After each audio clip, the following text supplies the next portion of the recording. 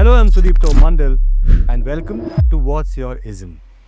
It's a show about political ideologies and theories of change in an increasingly volatile and ever-changing world. Now, those of you who follow this show, I'm sure, are aware that what we are focused on is what's vital and not what's viral. The activists, thinkers, authors, lawyers, journalists, and intellectuals we've featured on this show have left me more educated, and I hope that's been your experience too. The show is also built on things I learned through several years as a field reporter. In all these years, I've traveled to different parts of the country and the world to understand people and their political motivations.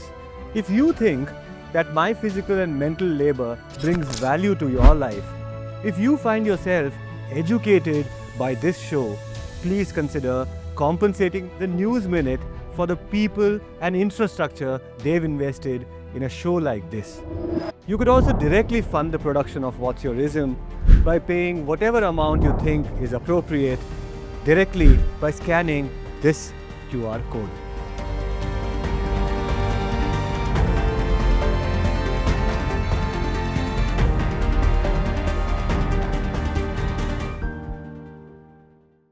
Hello and welcome to What's Your Ism. This is a very special episode, not just because we are relaunching the show, but also because we are taking a relook at what was once the Bengal presidency under the British or the Bengal Suba under the Mughals. And to have this discussion, to do a set of readings together, joining me today to have a deep discussion about the contemporary politics of Bengal, minus its borders, its international borders and its state borders, is Dr. Nadira Khatun, the author of Post-Colonial Bollywood and the Muslim representation in that. You might remember that Dr. Nadira Khatun was with us once before. Nadira, welcome back to What's Your Ism? Thank you so much, Sudipto, for inviting me once again and having me in your show. Thank you so much. You're the first guest who's come for the second time. So I feel absolutely honored and privileged. Thank you so much. But I need to thank you actually, Nadira, because I was struggling to find somebody to have a discussion about the topic that we have today, which in Bengali there's a term to describe what we are trying to discuss today. It's called hahakar, right? The hahakar of Bengal, the real the struggle of the millions in Bengal, which somehow has come to the fore in the last few months. Whether you see Bangladesh, whether you see the migrant Bengali population in Assam or West Bengal. So that's the discussion we are having today. We want to get into the question of what is the source of this hahakar? Where did it start? What's the origin story? But before that, Nadira, I think the two of us, just to come up to speed, should just like touch upon the highlights of what has happened so far. I understand that you've just come back from voting in West Bengal. What was the situation like? What's happening in West Bengal? From a distance, sitting out here, things seem pretty grim over there. This is a special segment of What's Your Ism focused on Bengal. I'm calling it Epar, Opar, Hahakar. Epar, Opar means this side and that side. It's a reference to the two Bengals on either side of the international border. Epar, Opar, Hahakar. Hahakar means a great human tragedy in Bengali, a massive humanitarian disaster. To my mind, that's exactly what's happening to millions of Dalits and lower caste Bengali Muslims on both sides of that murderous international border. Hahakar. This is a look at Bengal beyond the elections and beyond the borders. An investigation into the Bengali Dalits and Bengali Muslims whose lives today are scattered across the region that was once the larger Bengal presidency under the British, or the Bangla Suba, or province of the Mughals. In this series, I'll be joined by three experts. The first is Nadira Khatun, the author of the critically acclaimed book Post-Colonial Bollywood and the Muslim Representation. You might remember that she came on this show and we discussed her book. Nadira Khatun has helped me curate this special series, and I owe her a big thank you. After Nadira in the second episode, I have R. Khalimullah, a trade unionist and human rights activist based in Bangalore who has been extensively working with the persecuted Bengali migrant laborers in this city. This conversation will be in Dakhini, a South Indian language. And in the final episode, I have a very special guest from the other side of Bengal, Dr. Navine Murshid, author of India's Bangladesh Problem. Her book is a critique of neoliberal capitalism and religious fundamentalism in both India and Bangladesh. Now, before we start, for one final time, tell me honestly, you don't think all this effort is worth a little bit of your money? Not even 500 rupees? You could also directly fund the production of What's Your Ism by paying whatever amount you think is appropriate directly by scanning this QR code.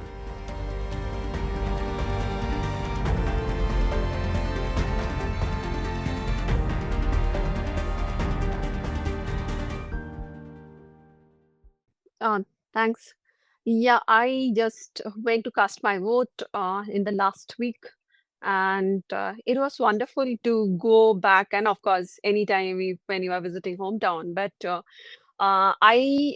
was a kind of this time I find the turnout of voters it's like high, and whatever record it is more than 91% voters turnout. But what I believe there are multiple reasons for it. It's not that only because people are really interested and they are going and voting. Rather, there is a kind of compulsion that people are feeling that we need to go and vote because there might be certain repercussions, and one of them is primarily that probably their name would be removed from the voting list, or from their identity proof that they are the original inhabitants of this particular country.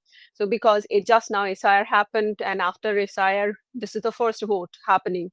So therefore, many of my friends also, they are staying outside West Bengal for a long time, and they thought that even they have to travel all the way from other states, and they just came to cast their vote. Even I went there only to cast my vote. I was there only one day, the day when my assembly election is happening. So that day I stayed, and then I came back because I stay in Odisha, and I traveled to West Bengal, and I came back to Odisha again just within 1 or 2 days.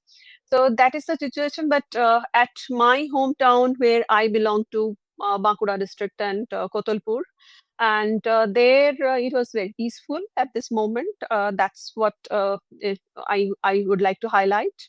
And yeah, that's it. I find that is one of the highlighted thing at this moment in election, in West Bengal election, which is happening. That it's good that there is huge amount of turnout, but at the same time, I think there are good chunk of people whose names are not there. Even my brother's name is not there. So so suddenly my parents' names are there, but even my name is there, my sister's name is there, but only my brother's name is not there. So that kind of situations are also there. So that's what the whole discourse and the political dialogue which is happening, and whose name is there and whose name is not there. And most importantly, out of 10 people, even one person, 1 out of 10, their name is not there, and that's a huge a percentage. If you look at, even you might be knowing that at least one person you know, or your surroundings, or your family member, their name is not there in the SIR list. So that's the situation at this moment it's going on. Right. No, the SIR is one thing, but the build up towards it, what has been happening in Bengal, in that entire region, which was once the Bengal presidency, or the Mughals used to call it the Suba, right? The Bengal Suba, which is the Bengal province. Now, this includes parts of what is today Bangladesh, parts of Odisha, parts of Bihar, parts of Assam, parts of West Bengal. So all of this was once governed by the same entity, and over time, geopolitics has divided this into national, statewide boundaries, and then there are linguistic boundaries, and then there are international boundaries. the partition is seen as this very destructive time, this apocalyptic time. But since then, one of the things that I often hear, I'm also, in my origins story goes back to Bengal.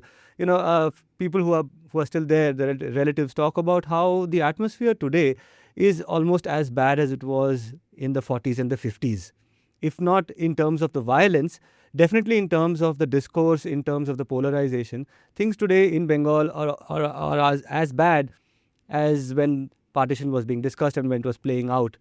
Do you believe that to be true?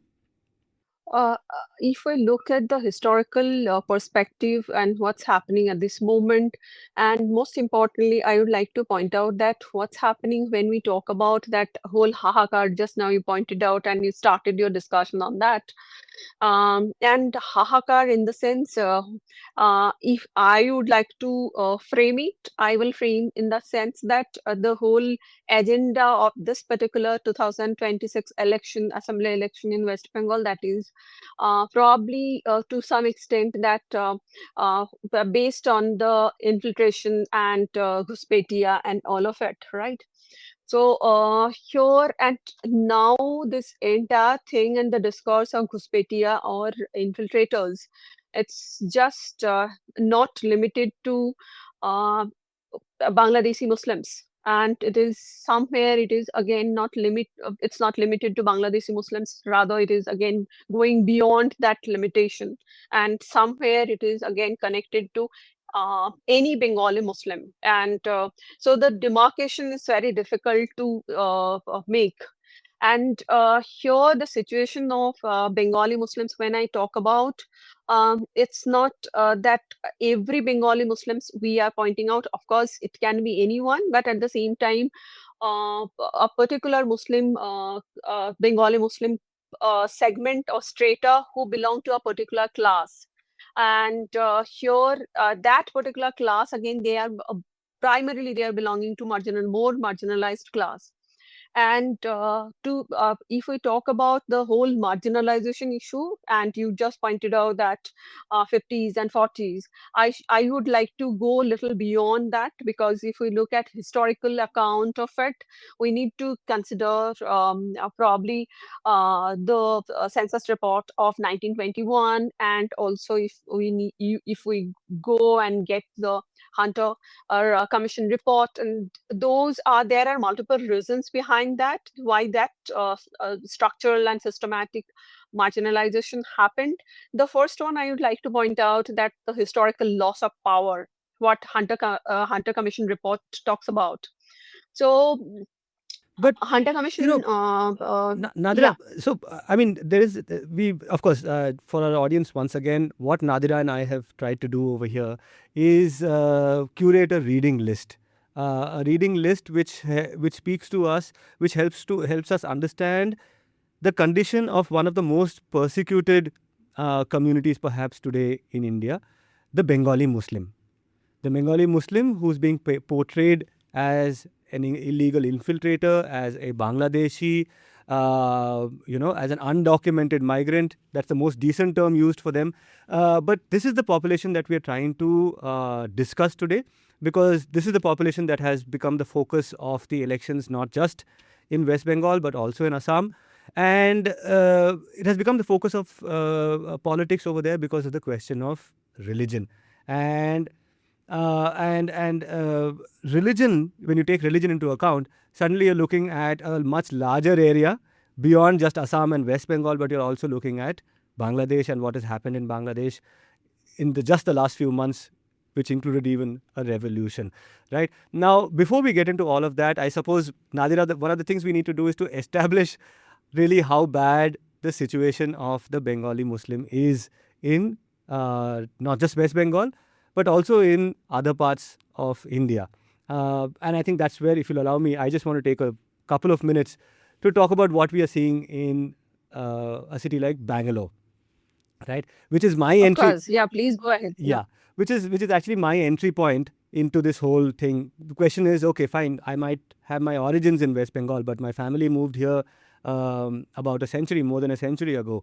So what is my in on this story? The in is the fact that today Bengali migrants, irrespective of religion, we'll talk about religion later, but Hindu and Muslim, lower class, lowered caste Hindus and Muslims today are performing some of the most menial tasks in Bangalore city. Bengali Hindu, lowered caste, lower class people have it somewhat better because they are performing tasks in which the tasks are definitely menial or daily wage tasks, but they're somewhat better compared to what Bengali Muslims are doing in Bangalore city. The Hindus, for example, would work as domestic workers. They would be employed as security guards, gig workers. Bengali Muslims, on the other hand, have it far more difficult. They are almost entirely employed in the garbage sector of Bangalore city. They are into collection, segregation, recycling of garbage. I dare say the entire garbage sector today is the workers are almost invariably Bengali Muslim, and this is just the story of Bangalore. But this is true. This is not just the story of Bangalore, but this is also true of many cities in India, Chennai, cities in Kerala, cities in the north. The garbage sector, which is the most hazardous, and I suppose one of those which is the most stigmatized, is increasingly becoming monopolized by Bengali Muslims, right? And more recently, thanks to this rhetoric of the right-wing Hindutva rhetoric of illegal immigrants and Bangladeshi infiltrators, two things are happening to this population. On one side, they continue to work in this sector. There is no change in that to that extent. These migrant Bengali Muslim workers continue to work in this sector, but because of this air that has been created, this air of hostility, their wages are pushed down, their working conditions are worse, and the employers can get away by these horrible working conditions because the workers are not in a condition to demand better in any of these cities, because immediately it means that they face the risk of being reported as Bangladeshi, as infiltrators. They have absolutely no rights in these cities, and the worst sufferers of this are, of course, children and women. There's rampant trafficking of women that's happening in these settlements that have come up across out in the outskirts of cities like Bangalore. So there's all this exploitation happening at a time when people are talking about these people being infiltrators and people who are somehow disrupting our way of life. So this is the context outside of Bengal, of people who are leaving Bengal in search of work in a very hazardous time. So this is the context for this conversation, and what we are trying to figure out, Nadira and I over here, through a selection of readings that both of us have put together, is how did this population become so persecuted? How did they become so desperate for employment? What is it that pushes them to move away from West Bengal and in many cases also from Bangladesh? So that is the, how do I put it, the primer for this discussion, the context for this discussion. Nadira, if I can hand it over to you now, if you can run us through just as a kind of a catalogue as to which are the texts we are looking at to trace the origin story of the marginalization of the Bengali Muslim, or rather, who is the Bengali Muslim? These questions are what we are trying to answer. What are the texts we have looked at? Can you please share that with our audience? Yeah, of course. Primarily, there are quite a few, but the text primarily we are considering. Um, the first one is, of course, Hunter Commission Report, 1871, and the second one, 1921 Census Report. And also, we are looking at definitely, and the recent time, and in the neoliberal economy, what's the situation of Bengali Muslims at this moment? To understand that, we are also looking at India's Bangladesh problem, the marginalization of Bengali Muslims in neoliberal times by Navine Murshid. So these are the primarily basic text we are looking at, and our entire dialogue and discussion should be based on. But there would be, of course, here and there references what we are just going to talk about. I don't know, Sudipto, if you have considered some more, you can just point out those. Well, consideration, as in, see, in terms of setting the context for the marginalization of these millions in Bengal. When we are looking at the Bengali Muslim, obviously, the co-marginal in that sense is the Dalit of Bengal. And so I have done a little bit of extra reading in that area, which I want to bring into this conversation at some point. And the reason I think it assumes significance also consider is because of the fact that now close to 1 crore people have been deleted in the SIR list. Who are the majority of the people who've been deleted? Not just Bengali Muslims, but also Bengali Dalits. Right? The Motua or the Namasudra population, the Rajbongshis, these are the people who form the bulk of those people who've been deleted from the SIR list. So yeah, I mean, I have done a little bit of extra reading over there. I've brought this book with me as well. It's called Caste and Partition in Bengal: The Story of Dalit Refugees Between 1946 and 1961. It is by Shekhar Bandopadhyay and Anusriya Basure Chaudhary. This is another extra piece of reading that I've brought. I hope I get a chance to bring up what's in this book. But what we are going to start with is, how did the condition of Bengali Muslims become so bad? That's the question we are trying to answer, right? And in doing that, the first and most authentic source that we found was the British Census Report. The census of 1921 is what we both agreed upon. So what does the 1921 census say, Nadira, about the condition of Bengali Muslims? I will just list down certain aspects, and probably I will refer some of them from Hunter report and some of them from 1921 census You report. want to go to Okay, Hunter when we afterwards? Can we first start with the census report? Because Hunter, in a sense, gives us an explanation for what we see in the census report, the figures and the conditions that we see in the census. Why it happened and why it came to be that way is what Hunter talks about. So let's get into the census first, and then we'll slowly go into what Hunter says, right? And who is this Hunter character? And yeah, anyway. So the census? okay. Census, if we talk about primarily the demographic status, we have to speak about. So, if we talk about 1921 and the demographic status of Muslims at that moment, then we must need to understand that the rural and urban, the division of rural and urban, and 1921 census talks about that Mohammedans were the dominant religious group in West Bengal, Bengal at that moment, comprising 53.55% of the population. However, the great mass was engaged in agriculture and lived in rural areas, where Hindus remained more concentrated in urban and industrial centers like Kolkata, or at that time it was Calcutta.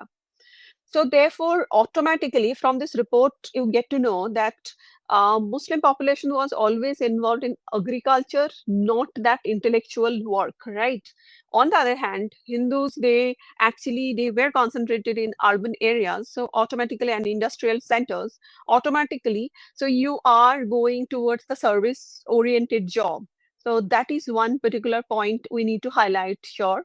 And the second thing what census report of 1921 talks about, that is educational backwardness. Definitely, that is one of the important aspects we must talk about. It says that despite their numbers, the census report characterizes the community as backward in education compared to other religious groups. That is a kind of fact. Of course, as we are now talking about the facts primarily, we will go a little later why they were backward in education. We are going to discuss if we get the scope. And the third one, health and segregation. So when we talk about health and segregation, the one thing we need to talk about, that is census suggests an accidental geographic segregation where it remained in malaria-stricken western and central districts, where Muslims were superior in number in the healthier north and east part of West Bengal. So, and the fourth one, it talks about that no, I think these are the three important factors when we talk about 1921 census report we need to speak about. Can I add to? So these are the things that you noticed, Yeah, yeah, which were interesting. yeah. One of the things I found also interesting at this point is this is I think I'm looking at page numbers for those who are interested. I mean, these are references you should check out on your own. These are great documents to read. So this page number 363 of the census of 1921. It talks about the various castes among Muslims. Right, so this is talking about the caste system among Hindus, among Christians, among Muslims. So this is a section which talks about the Muhammadan sections, it is called. And there's a very interesting phenomenon over here, Nadira. Among Hindus, we see this thing of Sanskritization, right? Among Muslims over here, we are seeing this trend of Ashrafization, if there is a term like that, Yes. right? Ashrafization, which means what? Yes, Which yes, means what? yes. That a few Muslims who have managed to gain some kind of economic mobility, upward mobility, are trying to pass themselves off as higher caste or high-born Muslims. And I just want to read out this section over here. So the largest segment of Bengali Muslims, according to various accounts, is the Chasha or the Jolaha, right? Which means the weaver or the cultivator. It's so interesting that numbers returned for the Jolaha community keep going down over the years, right? So in 1901, it is reported as 2,82,425 odd males. In 1911, it goes down to 2,55,000 something, right? Now, that the census says that number has not gone lower due to the fact that some enumerators, here it gets really hilarious and exciting almost, that some enumerators of the higher classes were jealous that those who were really Jolahas should not be returned as anything else. And it is known that a number was so returned in spite of their protest.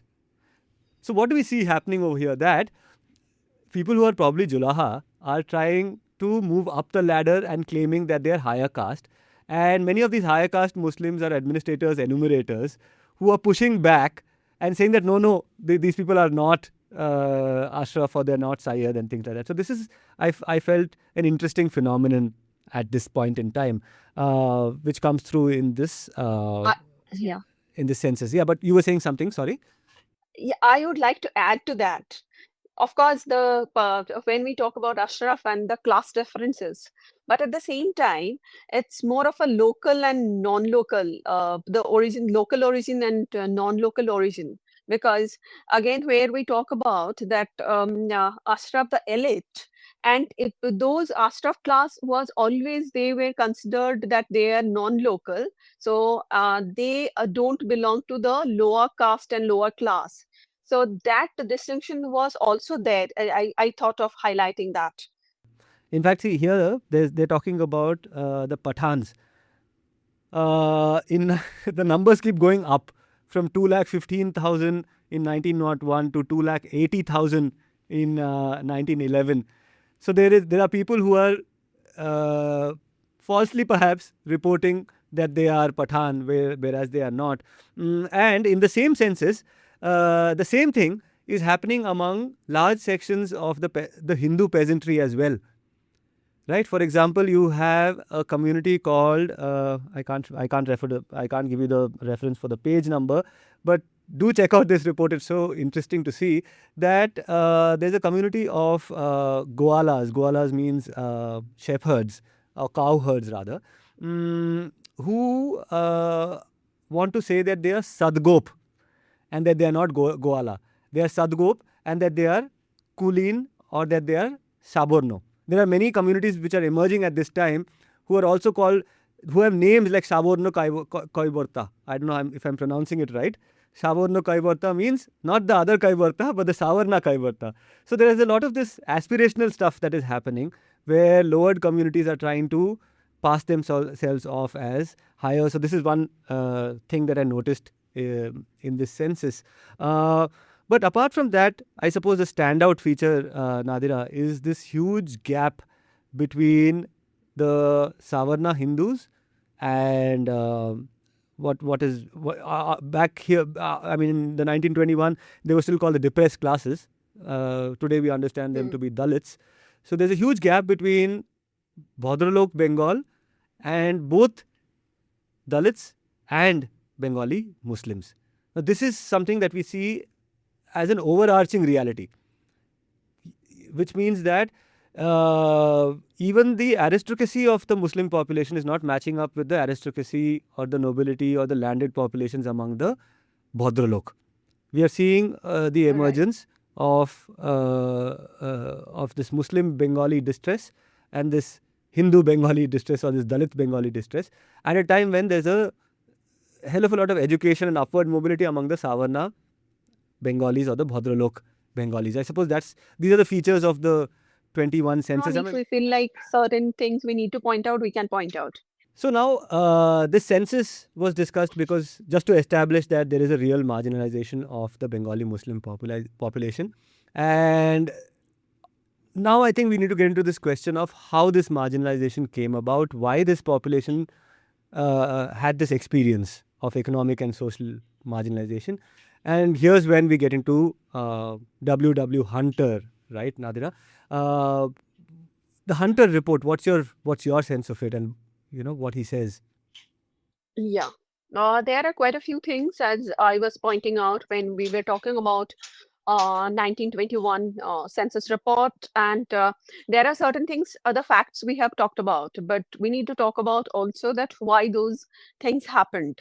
And so, if we talk about the origin of socioeconomic decline of Indian Muslims, then particularly in Bengal, where they are the largest religious group. If you look at they are the largest ethnic religious group, and we need to also stress to a systematic loss of power, wealth, and institutional support under British rule. So that was documented by W. Hunter. And this particular historical documentation, if we just break it down into different aspects to it, then the first one, what Hunter is pointing out, that historical loss of power. So, what he means by historical loss of power, he's talking about that uh, race ruined under British rule, explicitly stating that they were viewed as source of permanent danger. So when he talks about that the Muslims were actually became a source of permanent danger, what and how, he's again breaking down that into different segments. The first one, he talks about that exclusion from military command. What is it? It says that historically, the Muslim aristocracy held the commissioned ranks of the army. So the Muslims aristocracy actually they had, because they were holding all the commissioned ranks in the army. But British viewed them as the potential threat to their safety and completely excluded them from these high ranks posts. So that is one thing which happened. Then the next loss, what happened was the loss of revenue collection roles. Even before the British rule, higher ranking Muslim officers managed fiscal systems. But after that, what happened during British rule? The permanent settlement of 1793 elevated Hindu subordinate collectors to the proprietary landlords, effectively transferring land and wealth from the former Muslim ruling class to Hindus. So that is one thing which also happened during British rule. And the third thing, what he has pointed out, that is administrative and judicial displacement. And what does it mean? The shift of the official court language from Persian to English. And that eventually, this whole phenomena of shifting from Persian to English, that eventual abolition of the Qazi, that is law officers, in 1984 stripped Muslims of their historical dominance in the legal and political spheres. That these are the factors when we talk about historical loss of power, one thing. And the second point we need to highlight, that is the economic and educational decay. So when we talk about economic and educational decay, also we can break it down into two. The first one we need to talk about and when these economic and educational decay, here also the laws we are specifically pointing out. The first one, resumption laws, that is these laws reclaimed the rent-free land grants that had supported Muslim families and their educational system for generations. This process resulted in the ruin of hundreds of ancient families and gave a death blow to the Muslim scholastic class. And the second one, educational gap. The British scholar education system was unsuited to Muslim requirements and utilized Hindu teachers. While Hindus adopted to the new system to gain government jobs, Muslims clung to traditional Arabic and Persian education, which no longer provided a career path. So that was the economic and educational and economic decay. And the third point we need to highlight here, and third aspect of the report, it says that demographic status. And demographic status, we have already talked about through 1921 census report. And the fourth, that is also, if we talk about in current regime and current, after 1991, after liberalization, whatever happened, if we, I'm not limiting, at this moment, I'm not limiting only to Hunter report, rather I'm going a little beyond that, because if we talk about the Muslims and the situations of Muslims, it's how they have reached to this particular state. Of course, historically, the structural marginalization happened. But apart from that, also in the neoliberal economy, we have noticed that there is a huge amount of marginalization because of neoliberal economy. That is actually pointed out by Navine Murshid's book. So here, I think I need to talk here very briefly what are the marginalizations at this moment which is happening. One is the trope of illegal Bangladeshi, and the second one is strategic subjugation. So we are going to talk about these two aspects in little detail a little later. Yeah, yeah. Yeah. But right now we're talking about Hunter, and Mm. for me, I was reading the report also from the point of, or rather, I was trying to imagine the person behind the report, this Hunter, what kind of a character he might have been, because here you have a person who is a British official who, in many ways, is an Islamophobe. I don't know if you read the first section of his book, The Indian Musalman, where he talks about the rise of Wahhabi influence. And while, of course, Mm. it may be a matter of concern, the way he raises concerns about it smacks of a little bit of Islamophobia, a certain kind of colonial gaze. That the administrator's irritation with quote unquote disturbances. So there's all of this stuff, and you're thinking of a typical British officer who is very suspicious of Muslims, because Muslims are the rulers who they've immediately replaced in India. The Mughals are the people who the British replaced. So therefore this suspicion, this antagonism and all of that. But then it is in the chapter where he gets into this question of what the British did to the Muslims, where you begin to appreciate his journalism, if you want to call it that, because over here he doesn't spare the British even an inch, because he gets into every detail of how the British created a very, very sophisticated system by which within a matter of 150 years they managed to completely uproot the Muslim aristocracy, the Muslim zamindars, the Muslim ruling class. And that the manner in which they did it is something that I was almost surprised by how well Hunter has documented it, with the level of honesty that he has documented it. But in this report, between us, now that we're looking back, what is most striking about this sudden downfall is the downfall of a ruling elite of Muslims, right? I think that is what is most striking about this 1871 report, which is about 100 years, 150 years after the company has taken over. More than 150 years after the company has taken over, this report emerges, in which a British officer is talking about the fall of the Muslims. And now, because of the benefit of time and hindsight, you and I can appreciate the fact that there was a certain class of Muslims that experienced a downfall in that era, right, Nadira? What is this class? And that is, to me, a section that I want to read from uh, Hunter's book. It talks about the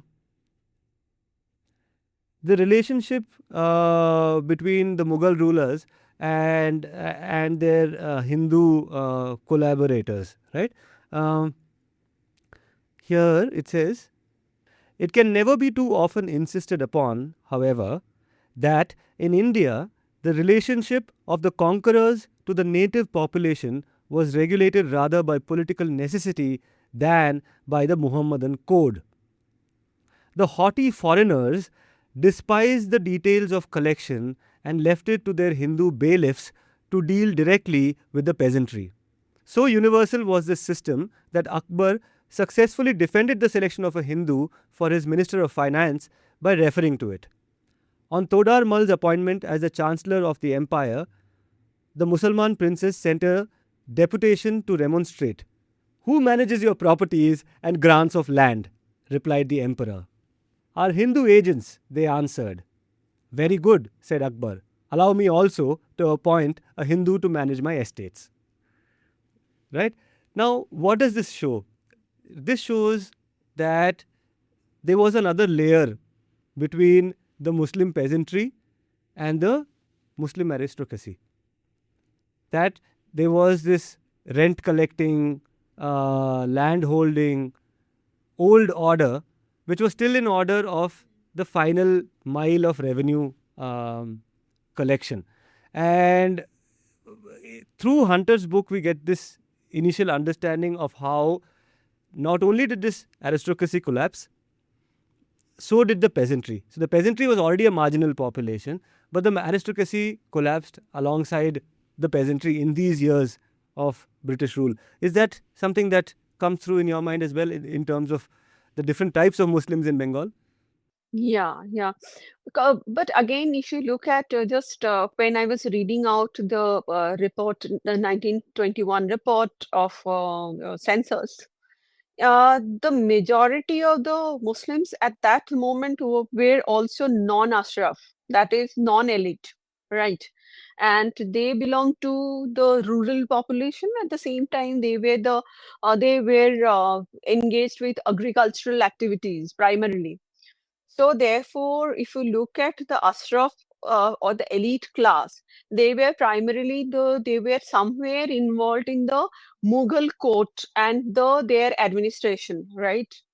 So therefore, I think if you look at after partition, there is a good amount of that particular class has gone to the other part after partition because Pakistan, so that elite class and rest, yeah, there were some Ashraf or the elite class people of that elite uh, group, they belong to India. But at the same time, I think because of the systematic situation or systematic marginalization, at this moment, if you look at immediately post partition, post independence era, there were a good amount of representation, Muslim representation in the administration and policies and ministries. But gradually those faded away, right?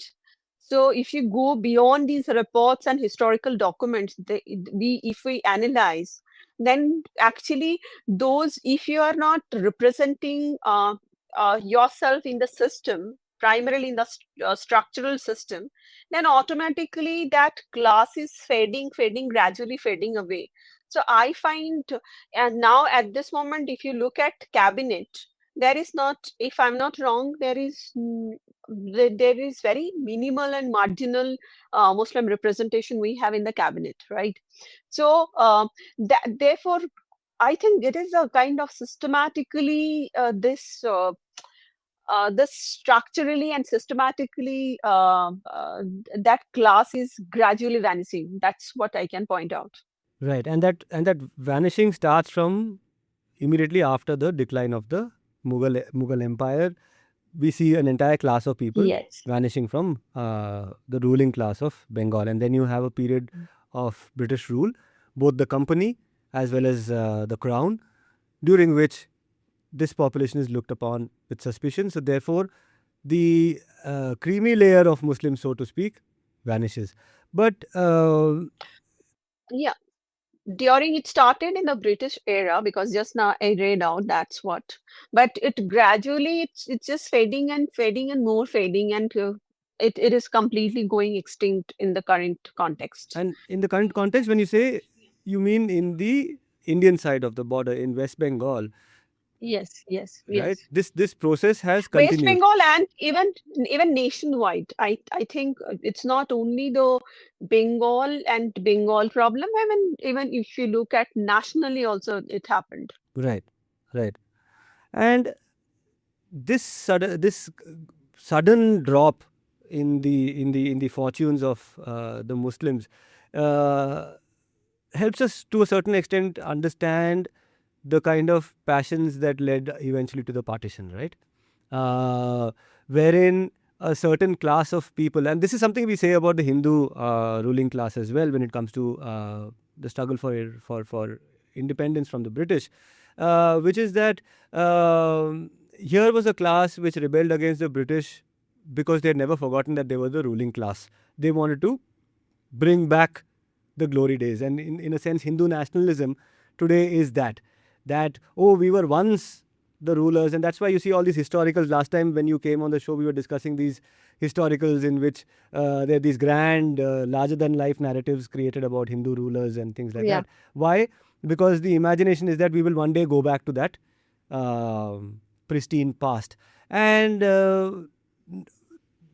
that when we read this stuff, right, when we read the census, when we read about this systematic way in which the Muslim ruling class was subordinated by the British, we get a sense of where the early rumblings for a separate state might have come from.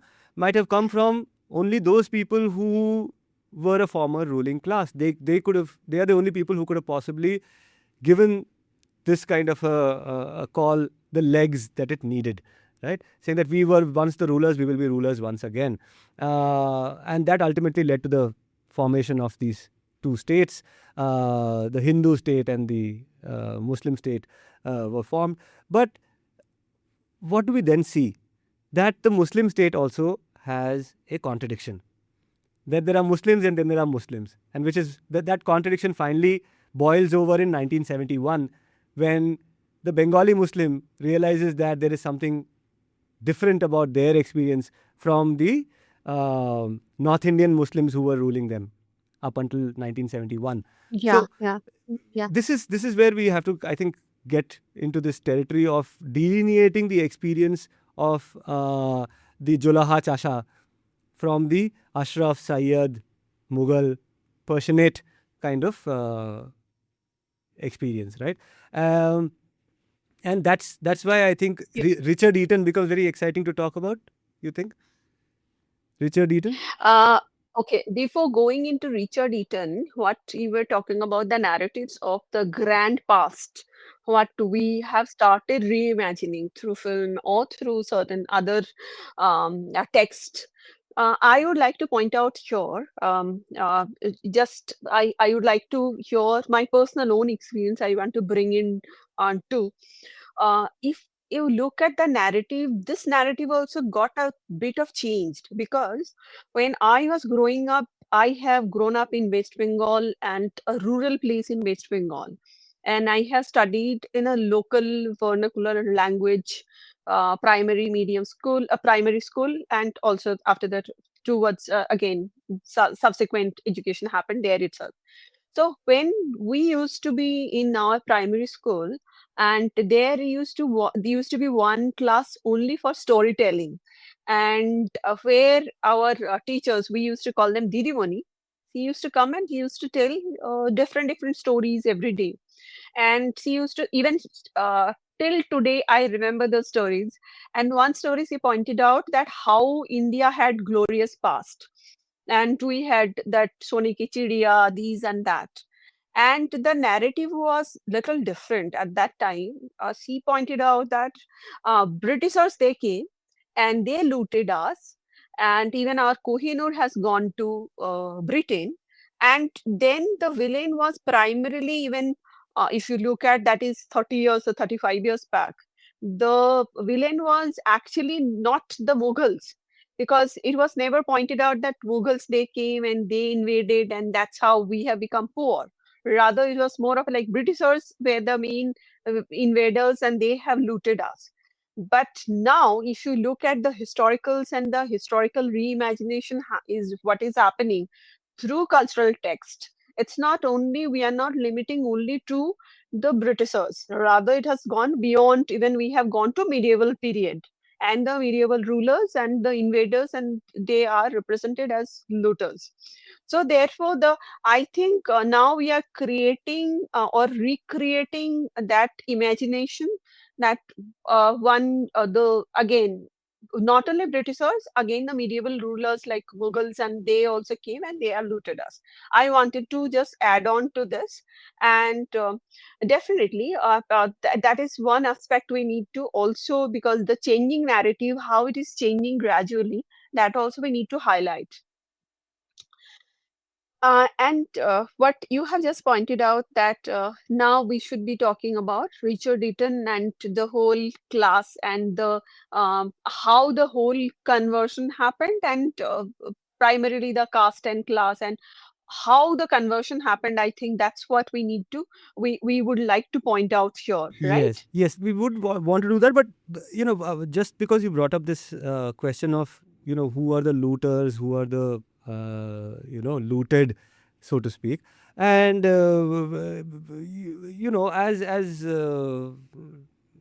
I suppose in the lowest denominator, we are all pro democracy people, right? From that mindset alone, if you look at the process of extraction, right, what we're looking at in Indian history, despite claims and counterclaims that the Hindus looted or the Muslims looted or the Christians looted, is this great collaboration in the loot, right, between ruling classes. you know no, this history, Yeah, you are absolutely right. because this history, what does it show? So there is a great understanding, collaboration between the Mughal rulers and the Bhadralok of Bengal.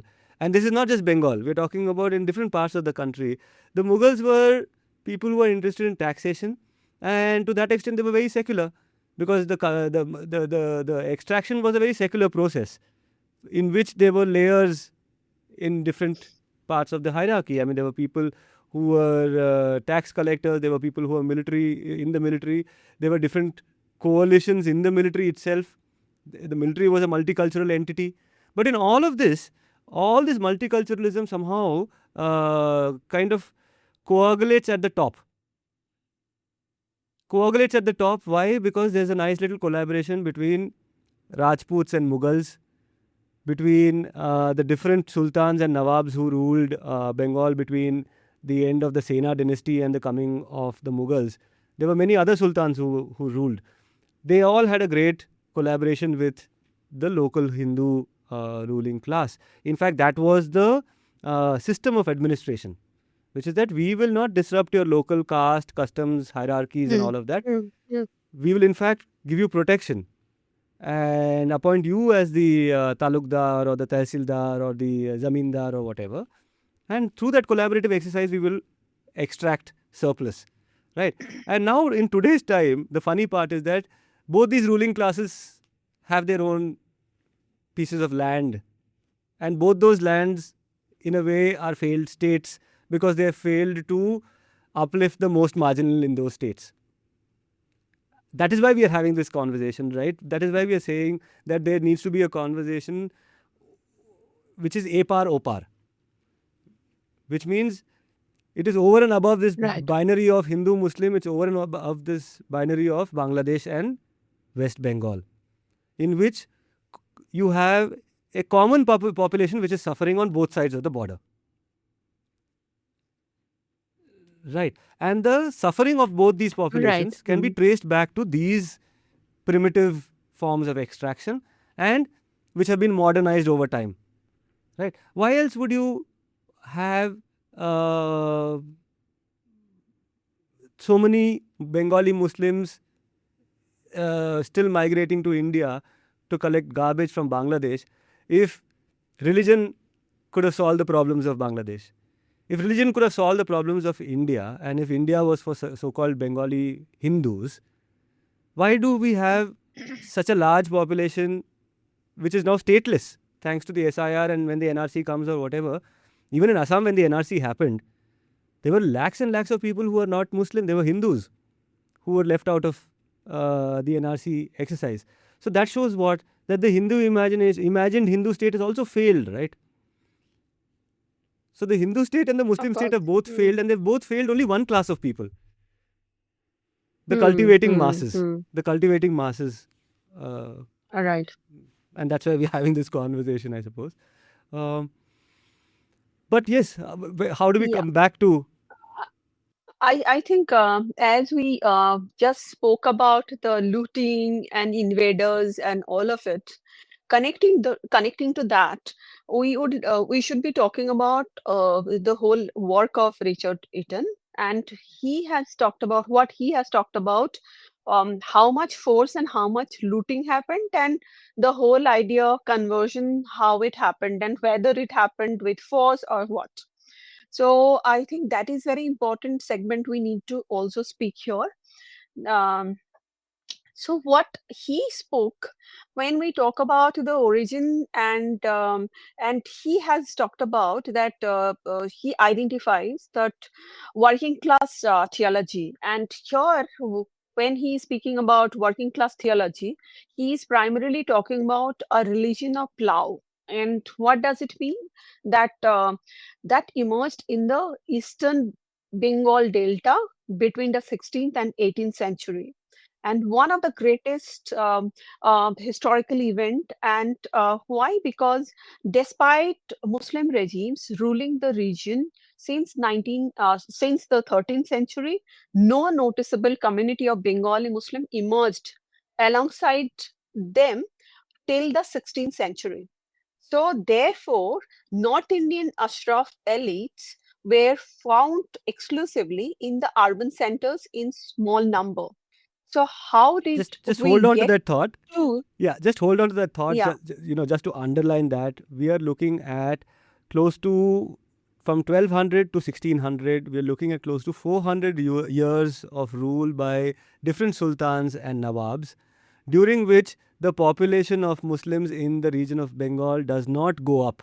That is what yeah, that's what Eaton's work shows, and that's what different demographic studies from that time show.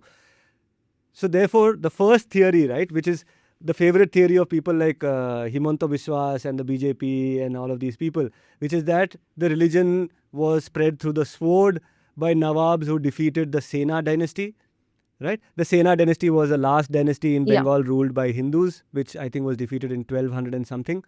And different sultans and Nawabs from Afghan, Persian extractions came to rule Bengal. For close to 400 years they ruled, despite which there is no sudden burst of Muslims in that region. It happens only in the 1600s is what Eaton's work shows. And why does that happen? yeah. So therefore, what Eaton writes that North Indian Ashraf elites were found exclusively in the urban centers and in small number, definitely, and the number has not gone up. So how did we get to today where Bengali Muslims constitute the largest Muslim ethnicity in South Asia and third globally? So if you look at, this is the largest ethnic community in the South Asia and third in globally. How we have become such a big number? So there In just are 400 two, years. three things we. It just Yeah, and and so that is so surprising. and it's surprising and also mind-boggling if you consider that this is not it's not even close to being the oldest Muslim community. It is perhaps, I dare say, the newest Muslim community in the world, just 400 years old. The Bengali Muslim is just 400 years old. Did not exist before that. Yeah, Yeah, but go on. Yeah. yeah. The ethnicity is one of the newest ones. So, and to back up this argument and to just respond to this particular question, we need to talk about the refutation of conventional theories. That conventional theory is that religion of the sword, and that you with force you are just forcing someone to convert his or her religion. That is one, and that is the first thing he's refuting in his book and in and the conventional theory what we have. And the second one, he points out that the role of the religious gentry. What does it mean? A critical insight is the emergence of the Muslim religious gentry composed of petty clerks, holy men, that is peer, we just call it peer, and mosque functionaries and Mughal authorities issued tax-free land grants to those individuals on the condition that they clear the jungle and cultivate the land. And these pioneers became the n- nuclei of new agrarian communities, and their mosques and shrines served as the primary nodes of social and religious identity for the newly settled peasants. And that is one of the important factors how this number has increased, because the land was given, and therefore, and because of the land, and they were just given that you make it as agrarian land, and that's how the community just multiplied and increased. So hold on. And the So third, so yeah, you're saying that in this period, from when the Mughals took over, uh, there is this emergence of agriculture, or rather, a lot of pressure on the population to cultivate and to kind of break fresh land, right? yes, And to prepare land for the agricultural purposes, right? right. Yeah. And this process of preparing land for agricultural purposes, once again, see, okay, firstly, I want to empathize, quickly take a break and empathize with our audience over here who might be getting a little confused with these dates and what we are trying to get at. Once again, to remind you, we are in the 1600s. And in the 1600s, the Mughals have taken over and they've consolidated power in Bengal. They've taken over from all the different various sultans who were there, and now the Mughals are firmly in control. And what are they doing? They are putting pressure to increase revenue from agriculture. They are putting pressure on the peasantry to expand the land under cultivation. And they are expanding to the east. Is that correct? Yeah, absolutely. So, because till that time, if you look at, the religion was very much concentrated to cities and urban spaces. Even if you look at the report, census report, just a few minutes back, I just read it out that uh, uh, it was completely opposite. If you look at now in the 20th century and late 19th century, because Hindus were more concentrated in urban spaces. But here we are talking about just completely opposite. We are telling that we are actually why it happened. Now we are telling the reason why Muslims were primarily limited to our rural areas, because again they were somewhere pressurized and they were encouraged also to create those or to make those agrarian lands. So that's how they actually the population of Muslims belonging to the rural areas. So that is one, definitely. And the And Mughals were there is giving one out, more. his grants of land, he said, right? Yeah. Tax-free land grants, And yeah, for cultivation. yes, tax-free land grants. And at the same time, as they were giving those tax-free land, and on the other hand, these population, they were making this mosques and shrines, and so they could perform their social and religious identity also in those new spaces. So that's why actually it was a very organic way of spreading the religion. So that is one. And there is one more reason what Eaton has pointed out, that Islam as a religion of plow in the Eastern Delta, Islam became locally understood as a civilization building ideology. Eaton highlights how local traditions reinterpreted Islamic figures like Adam and Abraham as pioneers of agriculture who reduced the earth to the plow at God's command. So that is so fascinating. Like, you are telling that the representative of gods, and that religion itself is a religion of plow, right? So that's how you are very organically also you are spreading that's the message. And that is one, and that's how the again religion got it had some kind of spread. And then another point he writes that the process of cultural integration, that is another important factor. He says that he describes Islamicization as a gradual three-stage evolutionary process. The first one is inclusion. The Islamic superhuman agencies were added to local cosmologies alongside existing deities. So that is one fascinating thing. And the second one, identification, the Islamic figures were merged with local ones, identifying Allah with Sanskrit Niranjan. And the third one, displacement.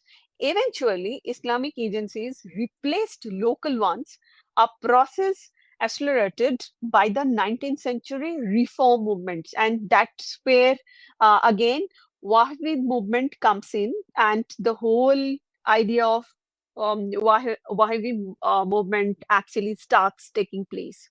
So the purification of Islam, that particular, the philosophy of Wahhabi Wahhabi movement talks about. Right. Now, so there are a few interesting things for me also in this work that Eaton has put together. And one of the first things he says is that you should not see this huge change in demography as a conversion exercise. Or at least you shouldn't see it as a conversion exercise from Hindu to Islam. Right. And Right. that is for me a very striking thing that Richard Eaton says, saying that okay, in the 1600s what is happening is that the Mughals have taken over, and what is also happening at the same time is that the river is moving east. The Ganga is changing trajectory. Yes. Because it is changing trajectory, it is going closer to this river called the Padma, which Bengalis can't pronounce, so they say Podda. Okay. So, anyway, so the river Ganga is moving east and it becomes closer to the Padma. And in doing so, new land emerges. And this land emerges in a place which was otherwise before that just forests. Deep, dark forests, which were never penetrated by either the sultans before them or even the Hindu rulers. The entire so-called Bengali civilization was concentrated in what is Calcutta and the west of Bengal, and the east was uncharted territory. So this chartering of this territory started happening under British time, under Mughal time, by people who were given land grants. And these people who were given land grants went into these regions which are amphibious, right? Because yes, there are forests, but there are also rivers cutting through those forests, and these are constantly changing. These are dangerous territories.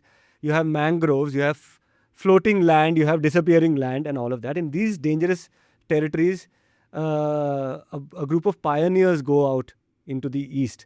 And who do they recruit?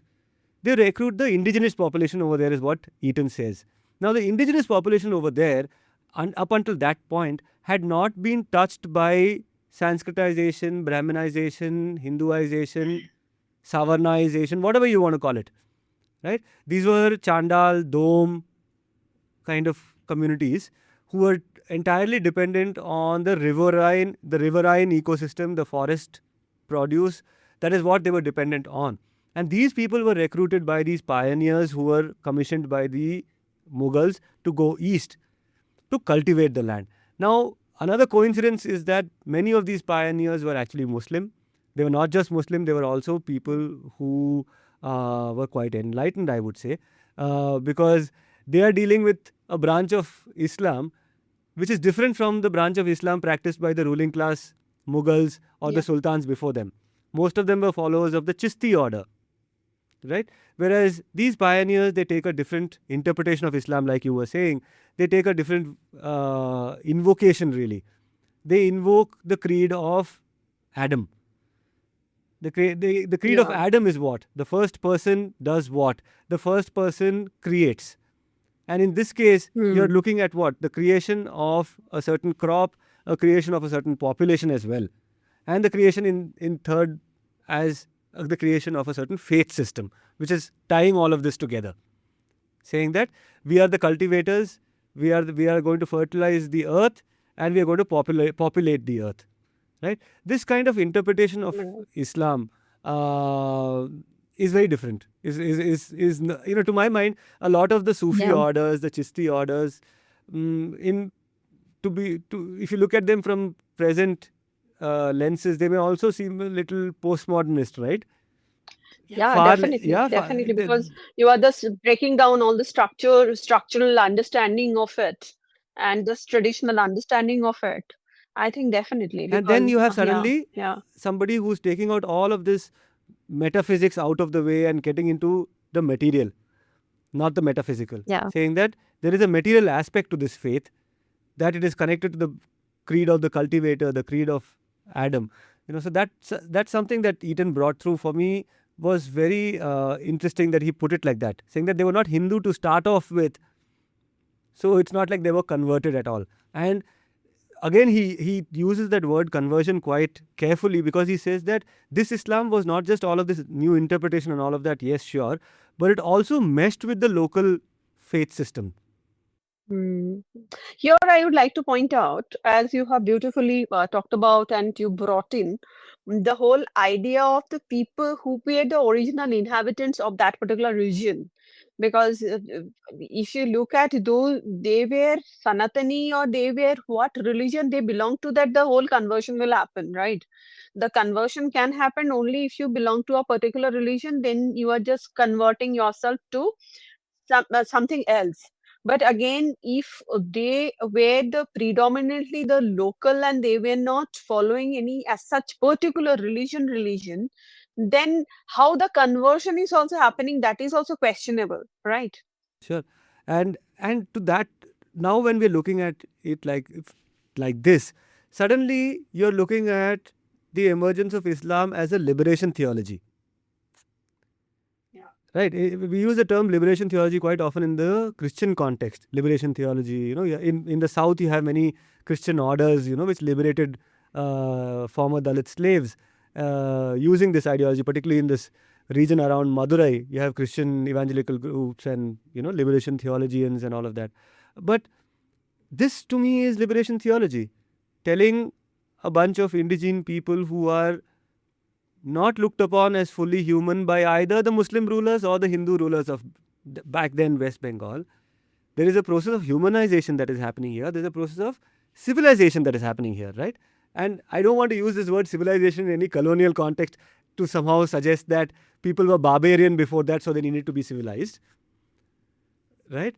But nevertheless, there is the emergence of a working class population. There is an emergence of a finite kind of economic uh, entity in terms of the working class Muslim, who is a cultivator Muslim, right? And all of these things are taking shape under a very different type of Islam. That's for me what is striking about Eaton's findings. I think at that time, the way the religion Islam actually got spread out. But later on, also we have to consider that the restriction on that particular approach, the restrictions which were imposed when Wahhabi movement happened. So that also we need to talk Talk about about it. because Yeah, that let's talk is about that kind now. of Yeah, the yeah, yeah, absolutely. Let's talk about that part. yeah, yeah. Yeah. So you have what is an organic, rooted form of Islam taking birth, and if that is revolutionary, the counter revolution, quite literally, starts happening very soon. So, what is this counter revolution that you speak of, Nadira? Yeah, yeah, yeah. See, on the one hand, we have this all the liberation or the liberated Islam ideology of liberated Islam, but on the other hand, also W. Hunter has talked about, as you were pointing out a few minutes back, that also Wahhabi movement, the way he has looked at. Though there are certain things we need to question, but at the same time, even there are certain facts we need to acknowledge at the same time. The whole transformation of theology, the way it actually happened through in the YV movement, Saeed Ahmed's. He's the whole propagator of this particular movement, and when he actually went to Makkah for pilgrimage, and he came back in 1822, and he has shifted his mission to from moral reform to formulated theology of militant resistance. And he actually talked about the holy war, and that is, again, we can call it also jihad. So he talked about that the whole idea of this in just now we talked about that you can just also worship God or Allah as Niranjan. So here in this particular movement, it was pointed out that no, you should not, because you should be following only one monotheism, should be followed very strictly. And he actually, this particular movement was the movement which was propagating and encouraging the whole idea of Persian and Arabic Islam, and not the localized version of Islam.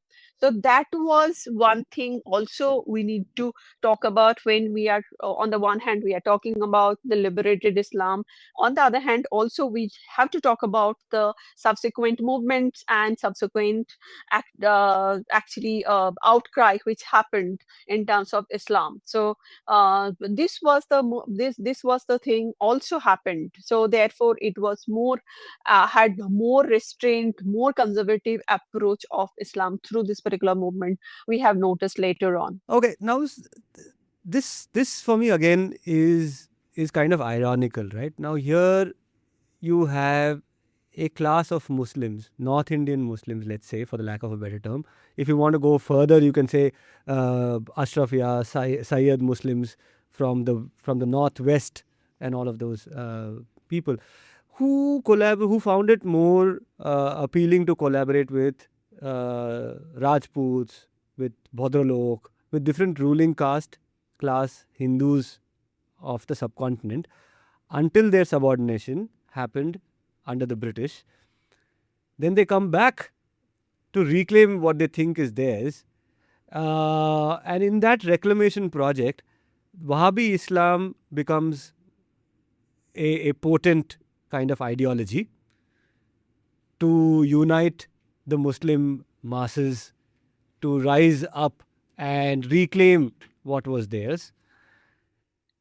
And the people who are giving the call to action are once again from the same classes as those people who collaborated with the Rajputs, with the Bhadralok, at the expense of the people who now suddenly they want to, embrace as part of the Ummah, embrace as brethren, saying that now we have to wage this holy war.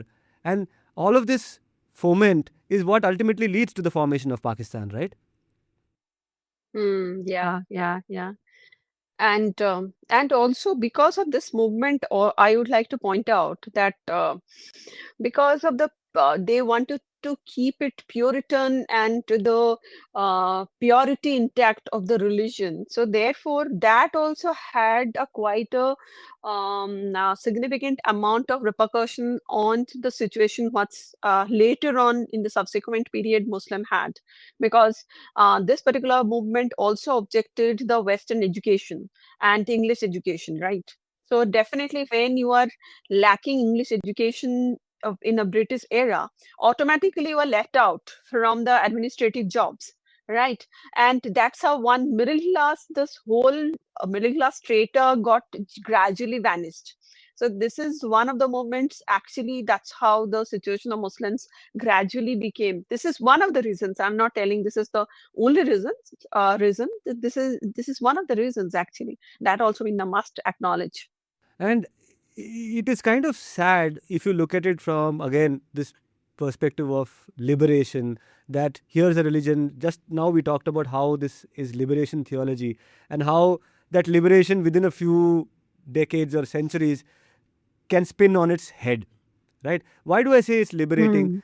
To all those people who talk about, oh well, there are fanatical elements in Christianity, there are fanatical elements in Islam, so why are we differentiating them from Hinduism? As a Dalit, when I answer that question, I say, well, there are some fundamental differences between the Abrahamic religions and the Sanskritic or the Brahminical religions, right?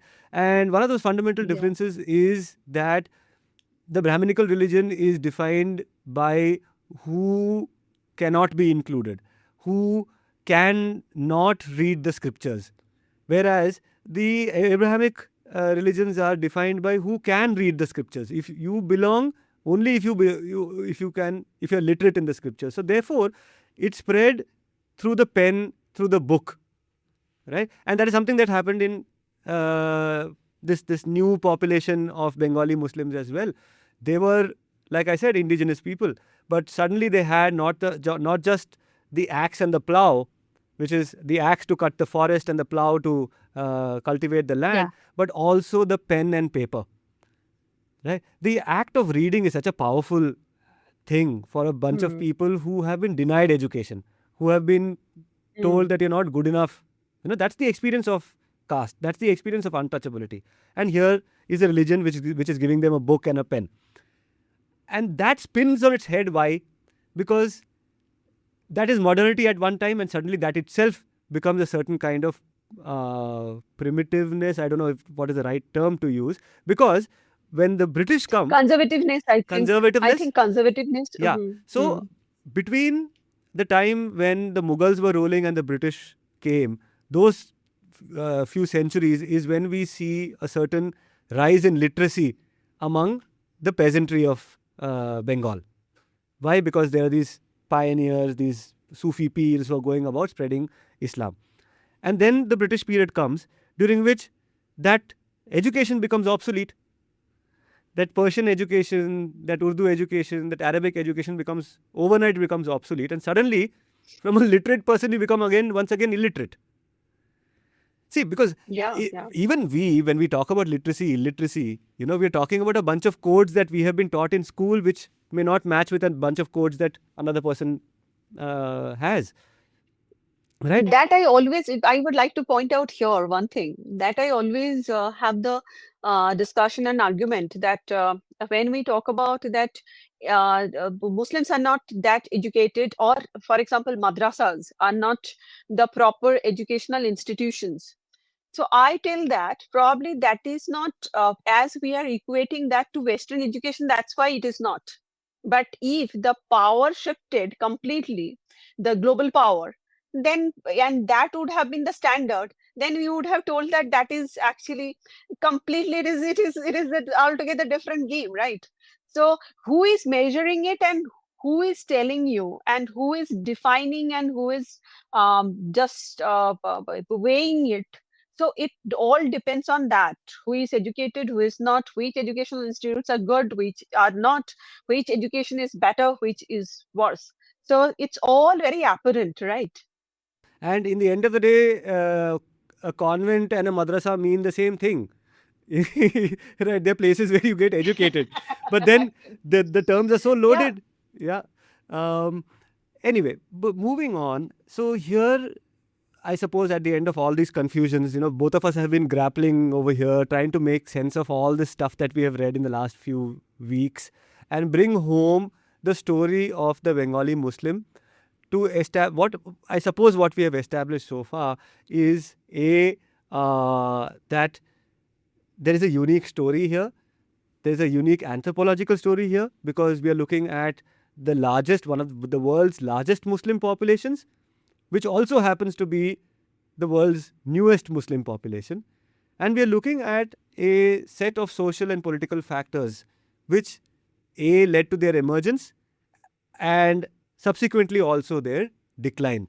And that decline is what we are trying to really bring focus upon. And because this decline and this oppression is something that we see them facing today, as of today, right? So we've covered the caste experience, we've covered the class experience in terms of what was their occupation and what was their caste origin. Thanks to Eaton, thanks to all these anthropological studies, we know that this population was entirely drawn from the untouchable indigenous population of Bengal. And leads me to make a provocative claim that Bangladesh is perhaps the world's largest Dalit country, right? Considering that the Bengali Muslims over there are entirely converted primarily and only from these 2-3 communities, right? So to that extent, it's the largest Dalit Muslim country in the world. But today, what are we seeing? Today, we are seeing that whole region is facing hahakar. So let's take about, let's say 20 minutes or half an hour more and talk about why all of this history is relevant today. And also try and now connect these two seemingly disparate populations. So we have spent all this time understanding the chains of the Bengali Muslim. We are yet to talk about the Bengali Dalit, right? And despite all these contestations over land and religion, these two populations find themselves exactly where they were about a century ago. I suppose that's the tragedy of Bengal, right? Yeah. And that's where we have started our discussion with the rag pickers and the garbage collector. So, and why they are becoming, these two communities are getting involved in this kind of manual jobs, right? And so we are connecting these historical contexts to this contemporary context and the situation of the people at this moment, what's going on. And both So populations are facing. I think, I suppose both populations, that is the Dalit Muslim of Bengal and the Dalits of Bengal and the Muslims of Bengal, are both experiencing a certain kind of statelessness, I suppose. In this entire thing of being a migrant laborer, there's some amount of statelessness as well. But yeah, continue. Okay. Yeah. Of course. So I will talk about from the perspective of Muslim and the kind of statelessness and the like suspect in their citizenship, the way it's happening. I think from your end, as you have gone through the book, so you talk about the situation of Dalits and how their citizenship is at a question at this moment, at a stake at this moment. Muslims, if you look at though the situation was started getting deteriorated during British rule, and afterwards, actually, then because they lost their administrative positions, and gradually that deteriorated during a partition and post-independence period. It was much more the deteriorating situation, and though there was some kind of Nehruvian era and the ideology, the way it was perceived, and therefore there were certain kind of status and certain kind of retention which happened in the administrative positions and even in the policy making in the politics, Indian politics, and that's how the representations of Muslim was there even in 50s and 60s. But if you look at gradually from 70s and 80s, mostly the late 80s onwards, it started getting deteriorated more and more because of the religio-politics of this particular nation. So, and when we talk about Bengali Muslims in this entire context, what's happening? I will talk about the situation of Bengali Muslims primarily in the neoliberal setup. Because after 1991, the situation of Bengali Muslims started getting deteriorated more and more, because when the liberalization happened, though the whole idea on the ideology of liberalization is we should be having the mobility, right, across the states and across the continents. But again, here what is happening, even Navin Murshid's book talks about in detail, that though we are encouraging and the policy talks about the without any restrictions, the movement should be there, but it is not there, and how we are restricting that movement in within the discourse of legality and illegality, right? So here, as within the legality and within legality and illegality framework, when we are looking at from that particular landscape, so Bengali Muslims, how they are getting like scapegoat, and they are getting somewhere pissed off, or they somehow they are the sufferer in this entire game, because here Bengali Muslims and Bangladeshi Bengali Muslims, it's a kind of very difficult to distinguish in this entire discourse, right?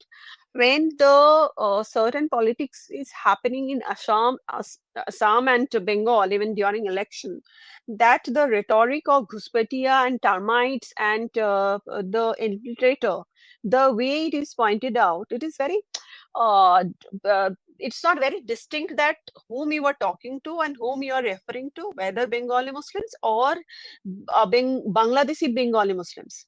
So, and if you look at, there are lot of cases, even Indian Bengali Muslims, they are termed as, they are looked at that they are, and there are thousands of cases like that, that they are tagged as they are Bangladeshis, and they are transported to border, and they are transported to detention center, this and that. So that's how the situation at this moment, it's happening more and more. And in terms of NRC, as just few minutes back you talked about that, when in Assam the NRC and happened, and it was it it was found out that the most the name of the Hindus came in rather than Muslims. So here, even in SIR, when we have looked at the data, here more of our Motua community and their names just came out as their names are deleted.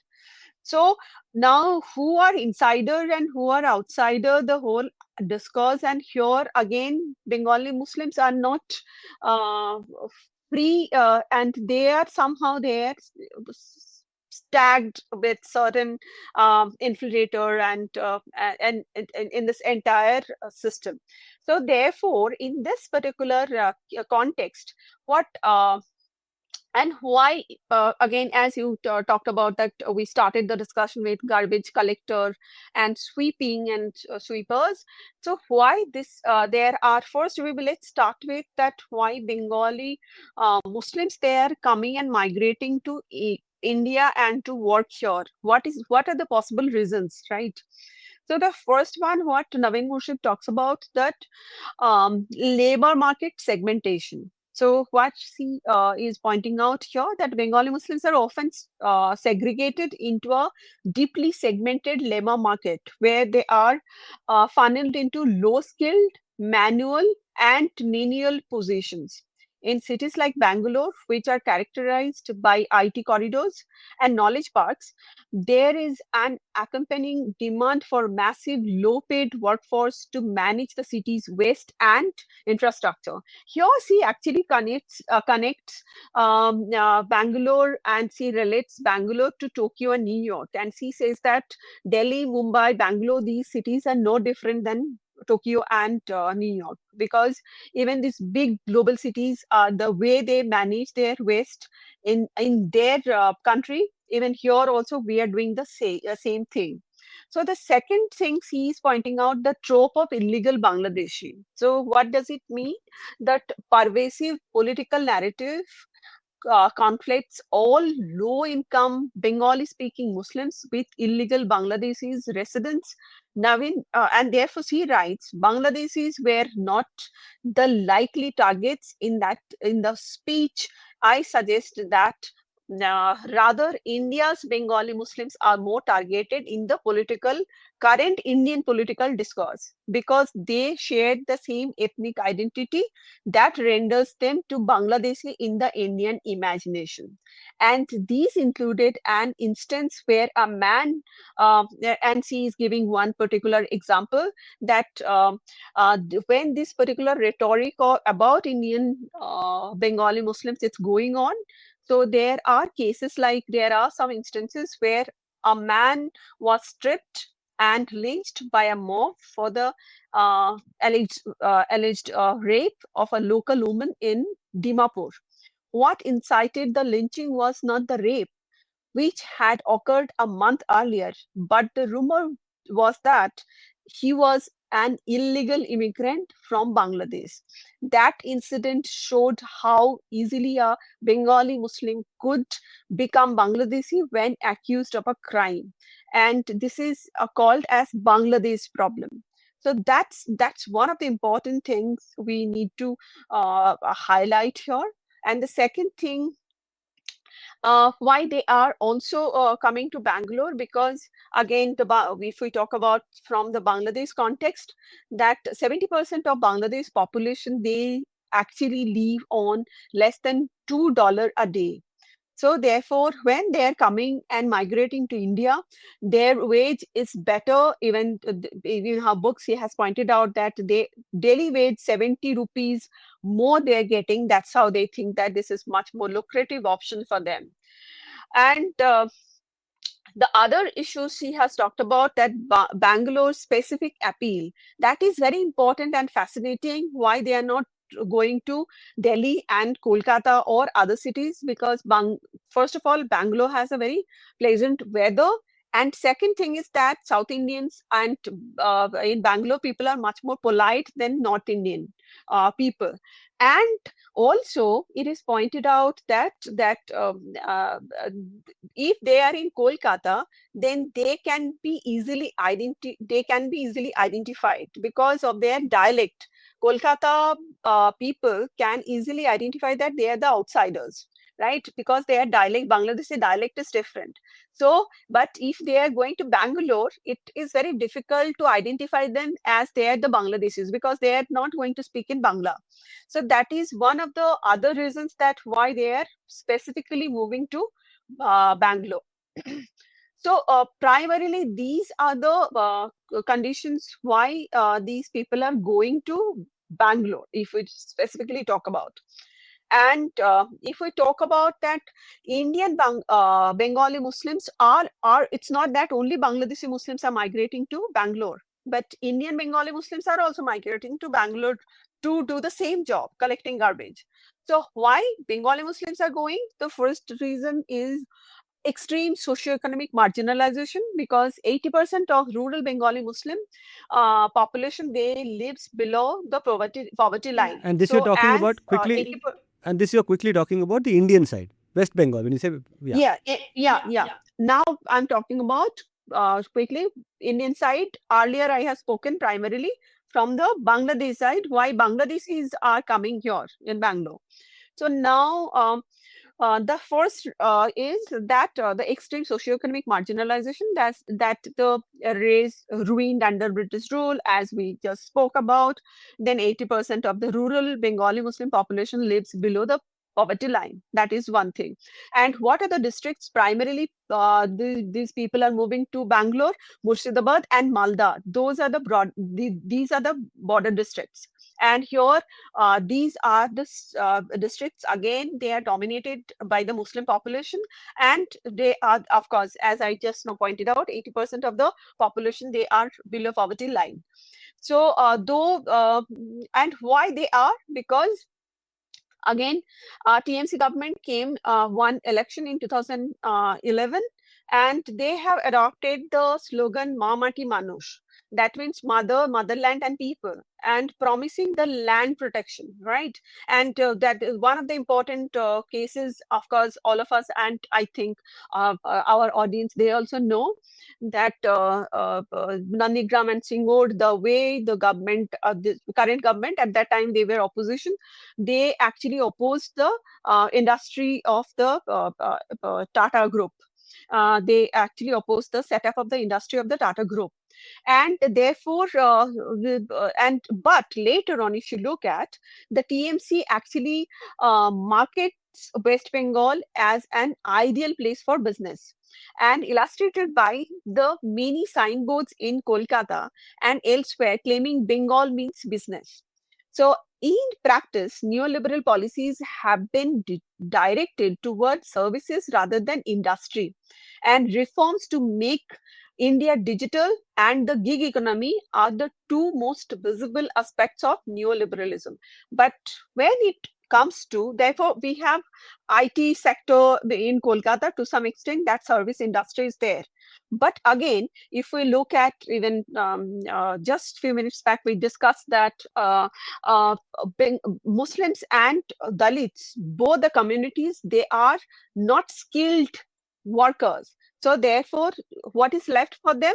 They can't join in this particular service industry. They are limiting themselves to the manual, by very manual kind of job, and this labor, and they are joining in the labor market, physical labor market. The next thing, why Indian Bengali Muslims are going and migrating to other cities. The second point, demand for labor in the need economy. So, what is need economy? That in the global neoliberal structure and cities, global neoliberal cities like Bangalore are characterized by high growth IT corridors and knowledge parks. And that form of accumulating economy, ironically, the in West Bengal, and Bengali nationalism supposedly protects Bengali Muslims, and Bengali Muslims are voiceless, betrayed by partisan, ignored for decades by communists, for whom identity politics was a distraction from the class struggle. Yes, that is very important thing. Though we are telling that no, uh, Communist Party was there, CPIM. For a long time in Bengal, they actually ruled.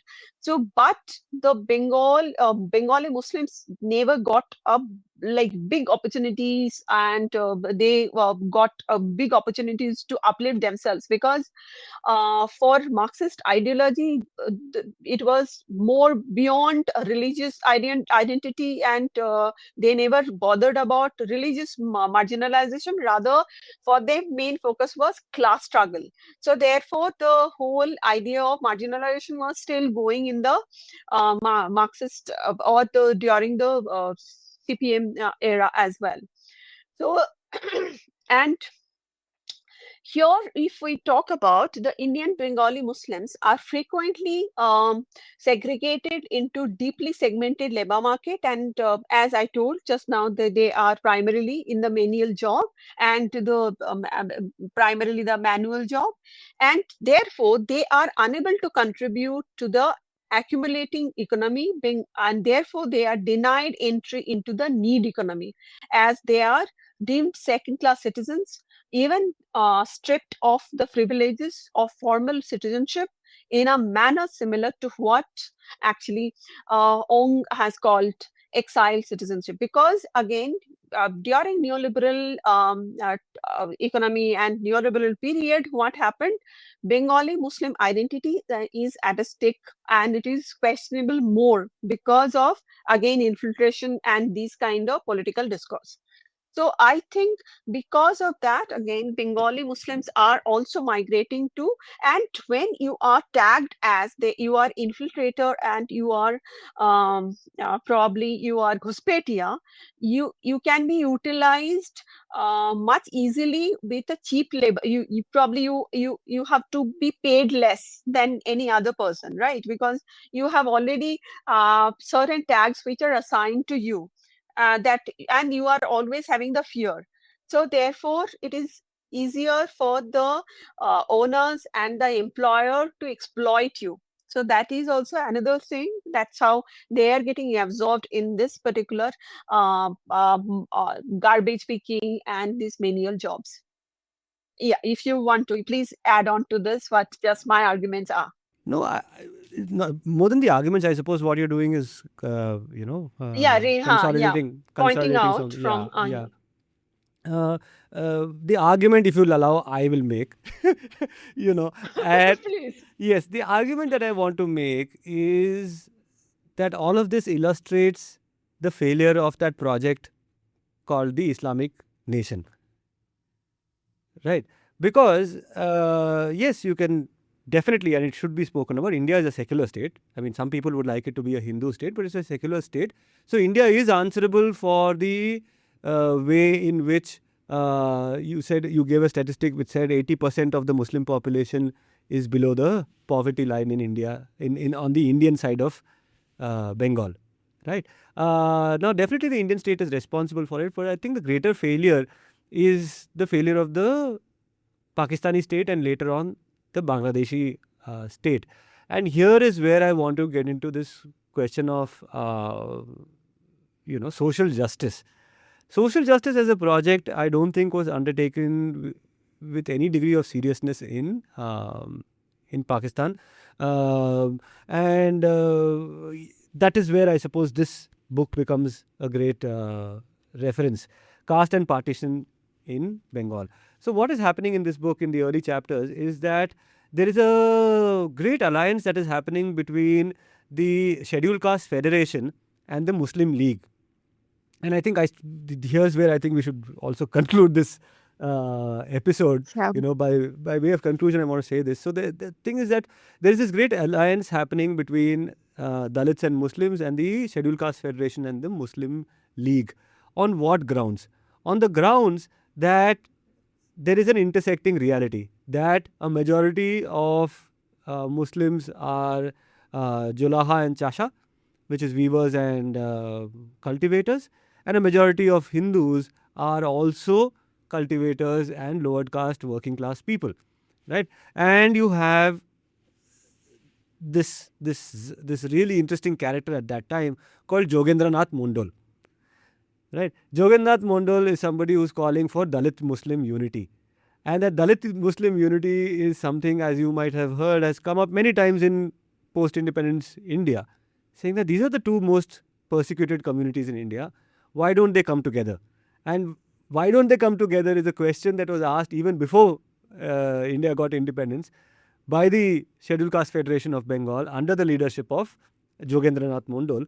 And he's looking for ways to make this alliance work. And to make this alliance not just some kind of thing that you do to gain limited political objectives, but he saw this as the vision for a new nation. He imagined Dalitistan and Pakistan to be one.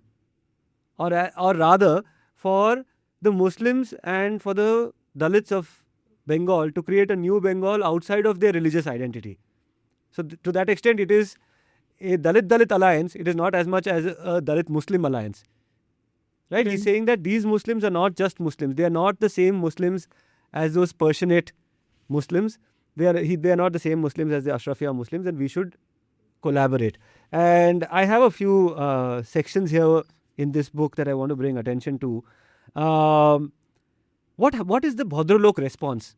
And here is where I really I'm amazed by the Machiavellian nature of Bhadralok or Savarna politics. So what do they realize? They realize that, hey, the eastern districts are Muslim dominated. So obviously, we have to be separated from those eastern districts in order to have some kind of a political entity for Hindus. So we need to have the West to ourselves.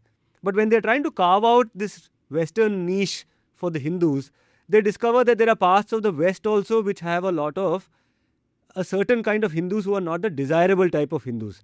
So then they come up with another plot to push not just the Muslims to the east, but also to push the undesirable Hindus, or rather the Dalits also, to the east. To the east.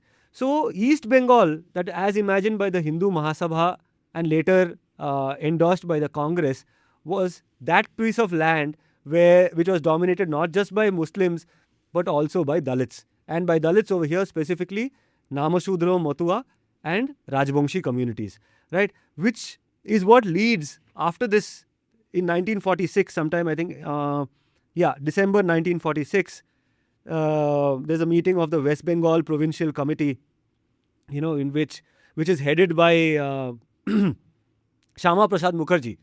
So you can imagine. So Shama Prasad Mukherjee comes up with this partition plan in which the Bhadralok Bengalis, the Kayastha, Boiddo, Brahmin communities of Bengal have a safe haven towards the west, and everything towards the east is pushed towards East Bengal or Pakistan. And at that time, a lot of people who are actually not in agreement with people like Jogendranath Mondal. So Jogendranath Mondal is saying that Dalits should ally with Muslims. But there are a lot of Dalit leaders at that time who are saying that no, we should not ally with Muslims, but who are also saying that, hey, we need separate protections from the Hindus, right? Because these are people who are saying that, fine, we will come with we want to go with the western side because we think that we are Hindu in addition to being Dalits. So we will not survive in the east, which is Pakistan, which is the Muslim country. So we want to be in the western side, but we need certain protections, right? We need political protections. We need separate electorates. So this is the demand. And in all of this, what comes through quite clearly is that, to use a Bengali term again, the Dalits are the real ombol of Bengal. Ombol means that part which is not very easily digestible. They're not entirely Muslim. They're not entirely Hindu. And their future, there's a huge question mark on their future.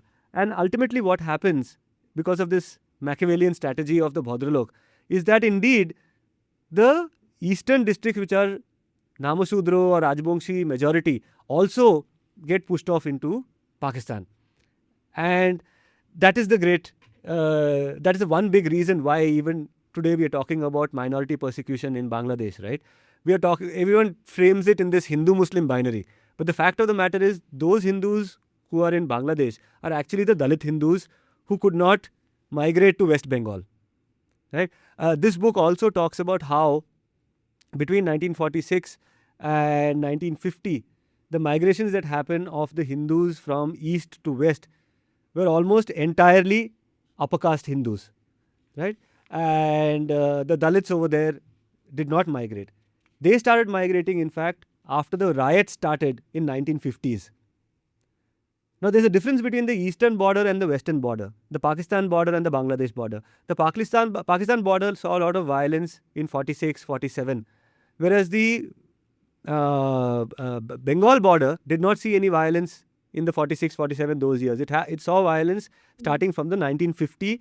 You had the first big riots, which led to the exodus of these Bengali Muslims, Bengali Dalits from East Bengal to West Bengal. That's how Bengal's migration actually have happened in waves of migration of these Dalits who left Pakistan and came into India.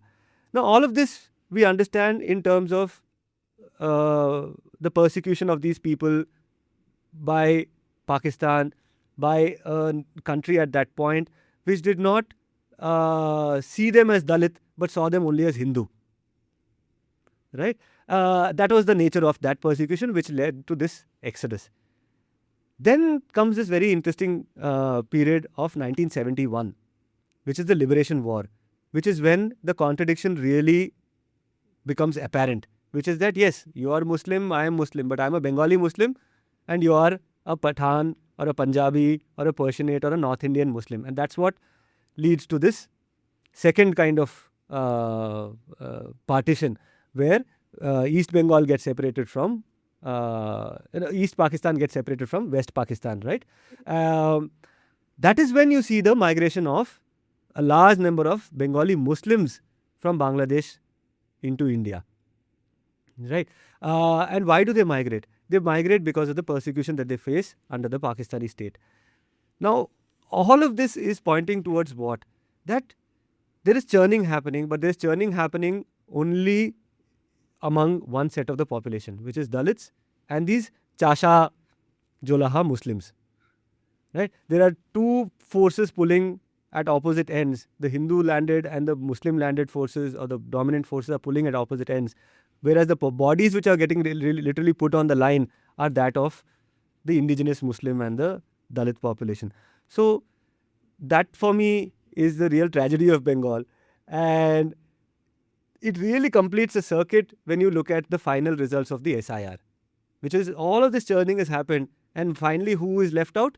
The same populations who've experienced a certain statelessness for close to 2-3 centuries now.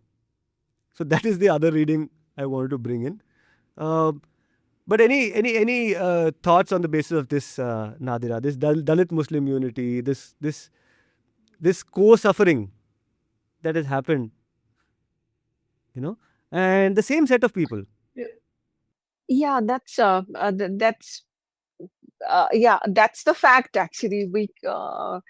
I don't know what to say here, but and most of the cases, if we look at, forget about the citizenship or non having citizenship or questionable citizenship, but I think again the these people are marginalized not only from the perspective of citizenship, rather it is beyond that. What I find from every aspects of life, it is one of the prominent factor. Now we are talking, as we are talking about the whole idea of citizenship, but if you look at the all the arenas of our life, from social, from political, from cultural, from economic, from all the aspects, these are the people who are mostly subjugated, and they are the sufferer, and they are taking whatever the lowest repercussions they can have. So I think as we are here particularly talking about the questionable citizenship, but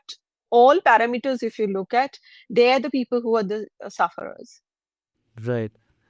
And sufferers who have suffered as a result of the oppression of two ruling communities. And that is the most striking part of all of this for me. I like to say that the story of South Asia is the story of caste. It's not the story of religion, right? Religion is the smoke screen. Yeah, absolutely. The biggest takeaway for me in all of this is that religion is the smoke screen. That the fight is not between Hindu and Muslim. It is between upper caste and lower caste, cutting across religions. But this has been a very difficult exercise, Nadira, to kind of put all this together, to try and make sense of this. I wouldn't have been able to do it without you. But going forward, my hope is that we'll be able to string a few more conversations in this series to talk about Bengal, to talk about these unique challenges that the marginalized populations of Bengal experience. And in that project, I hope I have your collaboration. I do hope that these people that we spoke about, you heard the names of Navine, Murshid, Richard Eaton. I do hope to have them on the show. I also hope that I can have some people who are working in the grassroots among these migrant populations to come here on the show to make this a kind of a holistic conversation. But if we have those conversations, I want you to remember that this was possible because of the collaboration that Nadira Khatun gave. She's the one who started off saying, okay, at least let's look at these 3-4 texts, see if we can make sense of them, and then build a conversation going forward. So Nadira, thank you so much for this. It's been a lot of sweat, blood and tears going through all of this. Thank you so much, Sudipto, for giving me the chance to explore because I have never worked in this area, as I told you initially when we started this dialogue. But there was a lot of learning in the process, and it is a new horizon for me to explore. And thank you for relying on me, believing in me. And I don't know how you just came and approached me. I don't know from where you got the idea that Nadira can be probable person whom we can collaborate to. So it was. I'm from my heart. I'm just saying you. Even I told you earlier that thanks a lot, and thanks for approaching me. Thanks a lot. Thank you, Nadira. Thank you so much. That's all we have time for. This has been a fairly lengthy episode. I hope you can see why it was lengthy. I hope you also are hungry for more and want me to get deeper into this conversation and get more guests to talk about the tears and sorrow of Bengal. That's all for now. Thank you very much for watching What's Your Ism.